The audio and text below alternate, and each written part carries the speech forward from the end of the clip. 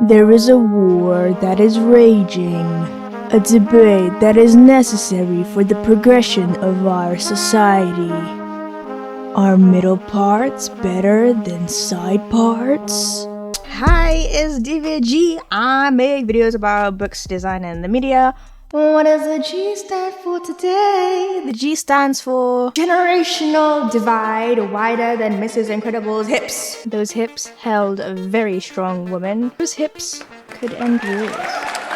I noticed some hickory-bickory going on the internet, and today we're talking about the fight between Gen Z and Millennials. But before we do that, today's video has been sponsored so kindly by Skillshare. If you don't know what it is, it's an online learning community with a lot of classes, especially for people who are creative and who are curious. I honestly love Skillshare. It's like the crack cocaine for people who like to be creative. You can explore loads of different skills, improve the ones that you already have. They have a bunch of professionals who you might have seen on YouTube as well, and literally just professionals from the industry teaching you their skills.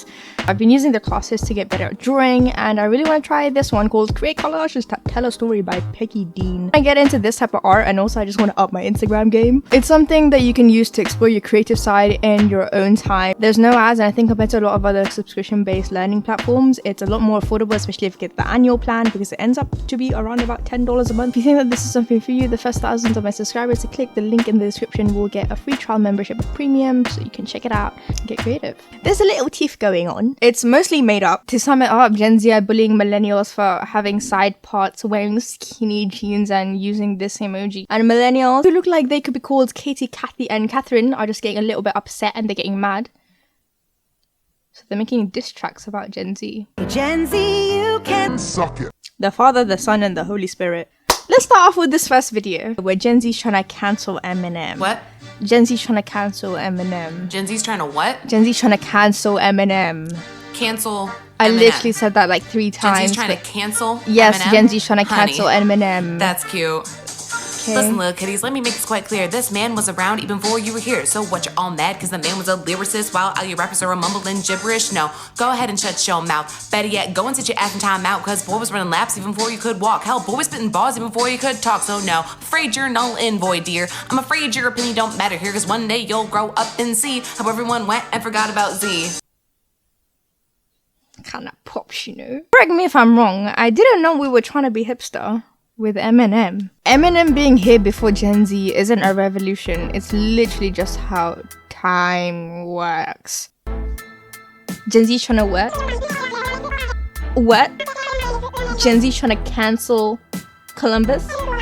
Cancel Columbus? Because Columbus was before our time doesn't make it a solid argument and doesn't negate the fact that he was literally a colonizer who enslaved and murdered a lot of indigenous people amongst other atrocities. On the topic of Eminem, it's not as if during the time that he was really big that the media weren't absolutely slandering his lyrics. The Gay and Lesbian Alliance Against Defamation launched a strike against the rapper after he received his Grammy nominations, criticizing his lyrics as, quote, sending messages that endorse hatred. As if they weren't rallying against gratuitous violence in the media, sexual imagery, and calling them satanic devil Illuminati worshippers. On the topic of cancel culture, Gen Z will literally try and cancel anything. I do think that being aware, advocating for, and being alert to social injustices is a really commendable thing, and it's something that is completely necessary.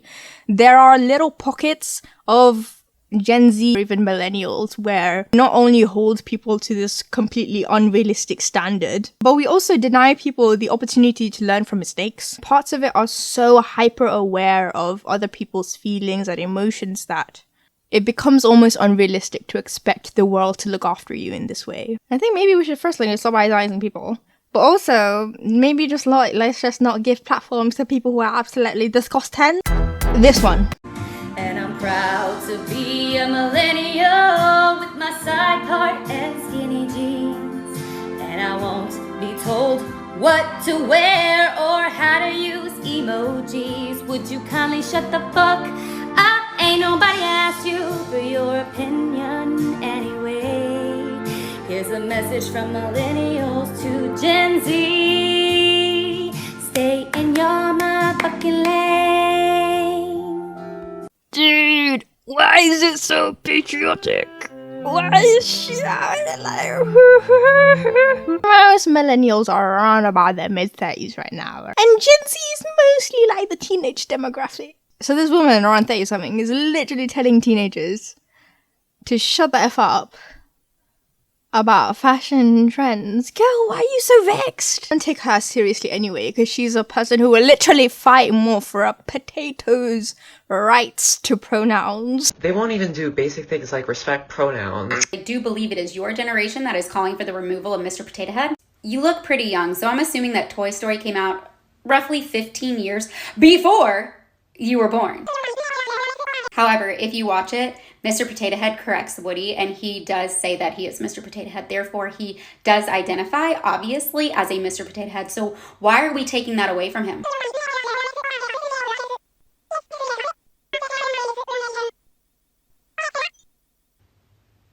Sounds like disrespect to me. Does not mean that everything else and everybody else that identifies as male or female correctly should have to conform to that. Because if we want to take offense over everything, well, then I take offense to that. And then we have this one. Hey Gen Z, you can suck it. You can't tell me what to wear. Cause I've been rocking this side part since you had Kermit on your underwear. So cute. And you can pry these skinny jeans from my cold dead ass, you hear? So Gen Z, you can suck it. You can't tell me what to wear. Oh, you guys look grumpy. You should take a nap. A whole musical production. So the question is, why are millennials so vexed? And I think it's to do with the fact that they were really one of the first generation to grow up with access to the internet. Like, they literally were bullied so much, and they also invented cyberbullying themselves. Middle-class American millennials eating avocado on toast using hashtag, watching BuzzFeed, loving pizza and wine like it's a personality trait. Like, where's the pizza? They were the children of the internet, yeah. Once they used to define the trends, and now they're getting old, son. Generational hostility isn't exactly a new thing, and it literally dates back to the 4th century. Young people are high-minded because they have not yet been humbled by life, nor have they experienced the faults of circumstances. They think they know everything, and are always quite sure about it. Aristotle. A paper by Protzko and Schooler even claimed it to be a pervasive illusion of humanity. And part of the reason why we say, oh my god, kids these days, is because of a bias in our memory. When we think about our past selves, we don't really accurately remember what it was like to be young or what we thought or did at the time. A little bit of how we are right now influences our perception. And the paper also says that we're really good at noticing the failure of others when we ourselves are good at the thing. So what does that mean? Personally, I think that this means adults who might say like, oh, kids these days are so dumb, is because they have the wisdom that they have now that they probably didn't have when they were teenagers as well. And I also think part of it is a cultural thing. It's just a baton that we pass onto the next generation. Things like fashion and trends can be really cyclical. And I think that complaining about the next generation is too. Why are we fighting? Why can't we just unite over our common enemy?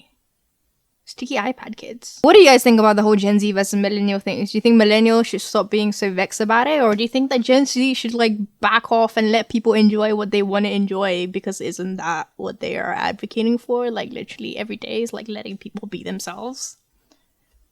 If you enjoyed my content, I would be so grateful for a like or subscribe. You can follow me on Twitter for daily banter and depression, and I'll see you guys next time. Boop. That Gen A don't know who One Direction is, and soon One Direction will be considered classic.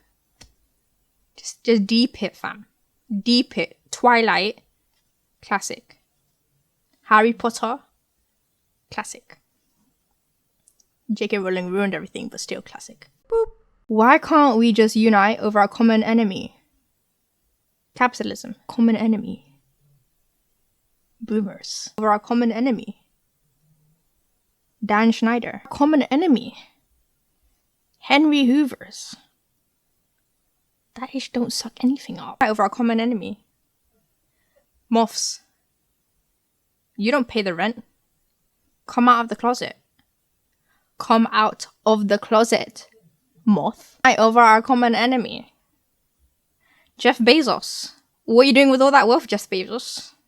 Why do all the wealth? What are you doing for that enemy? chihuahuas, and my god, the rats of the dogs. Boop. And upset that they become old, that they're becoming old. The